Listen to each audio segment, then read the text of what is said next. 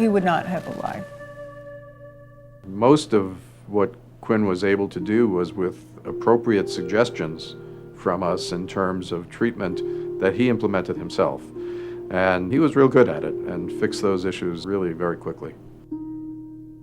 I think mothers and fathers deal very differently with problems of disabled children. And I think for Quinn, I have helped him be realistic about his problems, and I think what Ben has done is help him be optimistic about his problems. And 1-2 punch. A good life is extremely possible for these kids.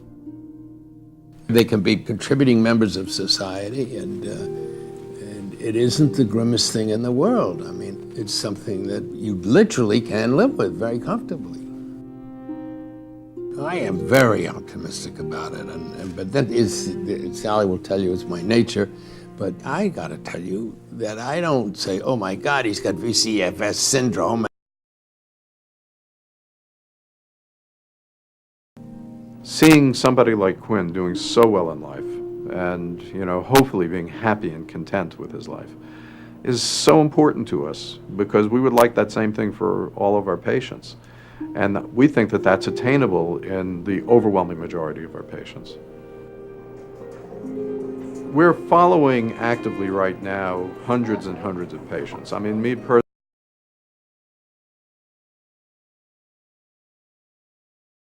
cardiofacial syndrome, and have managed to keep in touch with nearly all of them. Obviously, as problems become solved and there are no significant complaints, we have less frequent contact with people.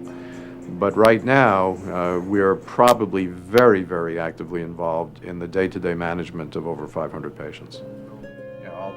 You don't treat a diagnosis, you treat a child. And then, although I think the most important service that this program provides is what happens when the families walk out the door. That the service does not stop at that point. Once they leave here, they don't leave us. I speak with a physician, or Eileen speaks with a speech pathologist, or Bob speaks with the teacher or the psychiatrist. A key component of our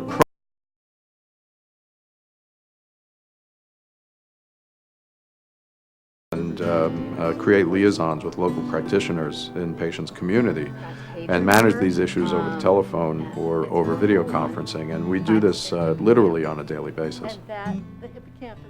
I talk to him every few months. We go up to Syracuse, we have all the different CAT scans and tests and all of that. He's been able to encourage us in a way that we would never have had if we hadn't known about the syndrome.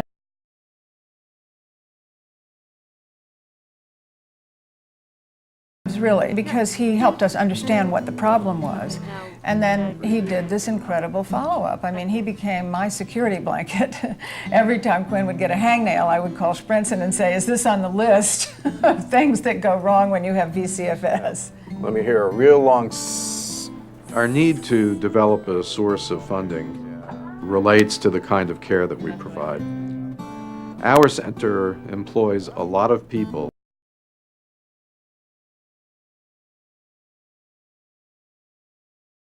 Patients happens with the patient not here. We spend huge amounts of time on the telephone with our families, with our patients, and with their professionals who are treating them locally. None of this is reimbursable for us, and yet it is so critical to the care that they receive that we don't feel comfortable simply seeing patients and saying goodbye.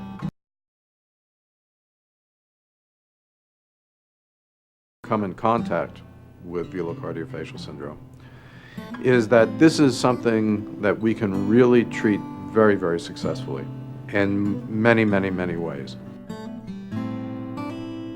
Cure is an interesting word. The question is, can we treat everything associated with the syndrome in an effective way so that people lead a perfectly normal life? And I do believe that that's largely possible.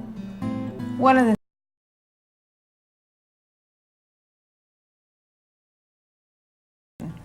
and hard hard work and determination. I mean, you know, when it looked like he wasn't going to get funding or it looked like people didn't care, he just wouldn't give up.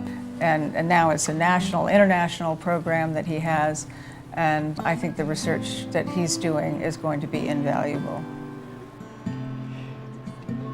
I think that despite how frightening it sometimes sounds, that I think we're making a lot of early intervention and make a difference with these kids and families. I think this is a critical situation right now. There are so many children that have VCFS, and there has to be more awareness. We're not doing enough for these children. When you think that a child is born with this every 3 hours and people don't even know about it, and it's the most common syndrome after